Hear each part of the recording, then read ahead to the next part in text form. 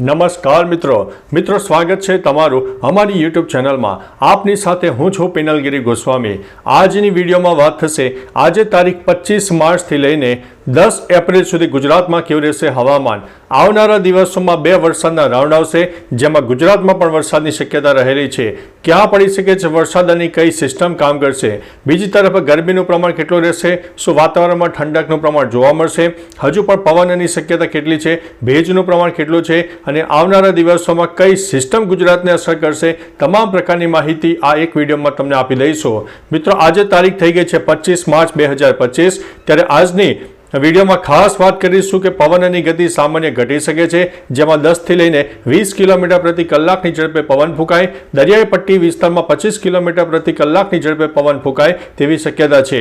બીજી તરફ મિત્રો પ્રદૂષણની વાત કરીએ તો આજે ભયંકર પ્રદૂષણ જોવા મળશે, જેમાં 90 થી લઈને 200 એર ક્વોલિટી ઇન્ડેક્સ ગુજરાતમાં જોવા મળે તેવી સંભાવના છે। એટલે આજે ગુજરાતમાં ઝેરી ગેસનું પ્રમાણ વધારે રહેશે, સ્વાસ્થ્ય સંબંધિત તકલીફો થઈ શકે છે, એટલે થોડા સાવચેત રહેજો, એલર્ટ રહેજો। બીજી તરફ ગુજરાતમાં ધીમે ધીમે આવનારી તારીખ 27 અથવા તો 28 માર્ચની આસપાસ વાદળછાયું વાતાવરણ જોવા મળે, ભેજનું પ્રમાણ જોવા મળે, લો ક્લાઉડ ફોર્મેશન કોઈ વિસ્તારમાં જોવા મળે, જેમાં 28 માર્ચથી લઈને 2 થી અથવા 3 એપ્રિલ સુધીમાં ગુજરાતમાં છૂટો છવાયો વરસાદ પણ થઈ શકે તેવી સંભાવના છે। એટલે મિત્રો, તમારા ખુલ્લામાં કોઈ ચીજ વસ્તુઓ પડી હોય, ખુલ્લામાં કોઈ પાક પડ્યો હોય તો તેના માટે થોડી અત્યારથી જ સાવચેતી રાખજો, જેથી આપણને ભારે નુકસાની ન થાય। બીજી તરફ મિત્રો વરસાદની વાત કરીએ તો તારીખ 5 એપ્રિલથી લઈને 10 એપ્રિલ સુધીમાં ગુજરાત સહિત ભારતના મોટા ભાગના વિસ્તારમાં છૂટાછવાયો વરસાદ થઈ શકે છે, જેમાં ઉત્તર ભારત હોય, મધ્ય ભારત હોય, પૂર્વ ભારત હોય અને દક્ષિણ ભારતના અનેક વિસ્તારમાં તો 1 ઇંચ અથવા તો 2 ઇંચ કરતાં વધારે વરસાદ થાય।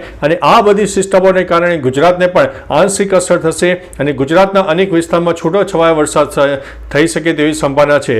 સાથે સાથે લો ક્લાઉડ ફોર્મેશન અને ભેજનું પ્રમાણ પણ વધારે સર્જાશે, કારણ કે અત્યારે જે સિસ્ટમો સક્રિય થશે તેમાં અરબી સમુદ્ર અને બંગાળની ખાડી બંને એક્ટિવ થશે, જેના કારણે જે વરસાદની સિસ્ટમો છે ઉત્તર તરફ આગળ વધશે અને મધ્ય ભારત સહિત પશ્ચિમ ભારતના પણ અનેક ભાગોને તે અસર કરે તેવી સંભાવના છે। એટલે મિત્રો, આવનારા કહી શકાય કે 15 થી 20 દિવસ મિત્રો સાચવજો। ખેડૂત મિત્રો હોય અને તમારી જણસ ખુલ્લામાં પડી હોય તો મિત્રો અત્યારથી થોડું અગમચેતીના ભાગરૂપે થોડી સાવચેતી રાખજો। તમારો પાક લાગે કે ક્લાઉડ ફોર્મેશન છે, વાદળછાયું વાતાવરણ છે, તો એવા વિસ્તારો થોડો પાક તમે ઢાંકીને રાખજો, જેથી તમારી 2 થી 4 મહિનાની જે મહેનત છે એમાં પાણી ન ફરી વળે। એટલે મિત્રો અત્યારથી જે તમને સાવચેત કરીએ છીએ, એલર્ટ રહીએ છીએ। બાકી મિત્રો તમારા વિસ્તારમાં કેવું વાતાવરણ છે તે પણ ચોક્કસથી જણાવતા રહેજો। બીજી તરફ મિત્રો વાત કરીએ તો સિસ્ટમની અત્યારે back to back western disturbance ઉત્તર ભારતના ઉત્તરી પટ્ટામાં સર્જાઈ રહ્યા છે, જેના ભાગરૂપે થઈને આપણને મોડી રાત્રે અને વહેલી સવારે ગરમીમાં આંશિક રાહત મળશે, ખુશનુમા વાતાવરણ જોવા મળશે, પરંતુ બપોર દરમિયાન થોડું ગરમીનું પ્રમાણ વધારે રહેશે।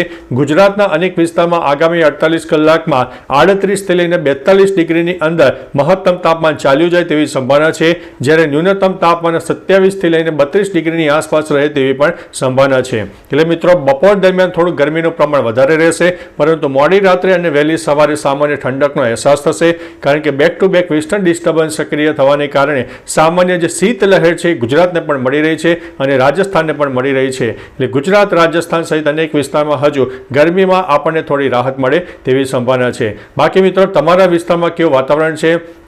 ગરમી હોય, ઠંડી હોય, ભેજવાળું વાતાવરણ હોય, ક્લાઉડ ફોર્મેશન હોય, તે વિસ્તારો, તમારા જે વિસ્તારો હોય તે કમેન્ટમાં ચોક્કસથી જણાવજો, જેથી અન્ય મિત્રો પણ જાણી શકે। તો ચાલો મિત્રો, ફરીથી હવામાનની લેટેસ્ટ માહિતી લઈને મળતા રહીશું। ત્યાં સુધી અમને રજા આપશો। નમસ્તે।